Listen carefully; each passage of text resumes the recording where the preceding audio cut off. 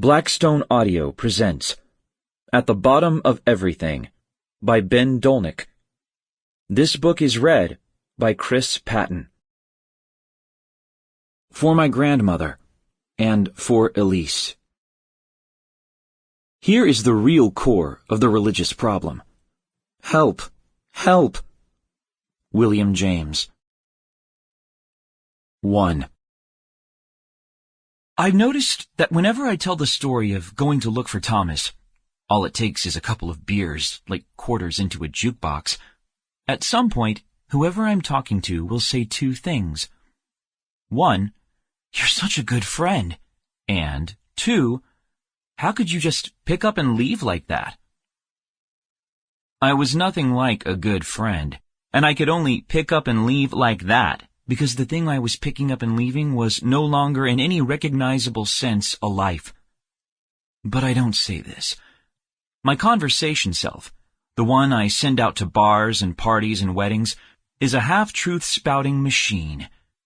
Here, I'll try to do better. I'd spent the last couple of years, really the years since I was 15, ignoring the fact that Thomas needed me, as if his life were a flashing check engine light in the corner of my dashboard.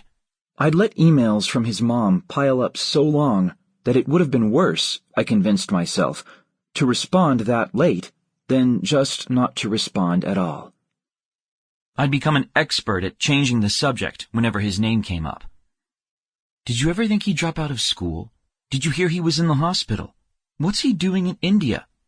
I'd even, one especially unproud morning, turned and speed-walked out of Safeway because I'd seen Thomas's dad, or someone who looked like Thomas's dad, rooting around in the bin of red peppers. But of course, shame was going to catch up with me sooner or later. Shame, or Thomas's mom, who startled me outside the CVS on Wisconsin Avenue one day when I just bought a box of condoms. "You're just hell to get a hold of," she said, smiling. I held my bag behind my back. "Do you have time to come back to our place? Richard would love to see you." "Oh," I said, "I'm actually—" and pointed off vaguely behind me. She nodded.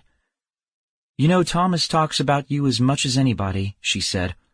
My heart was racing, reasonably enough. "I know he'd love to hear from you." "I'll write to him," I said, and I did my best to sound as if the thing that had been stopping me until then was just that it had never occurred to me. We hugged.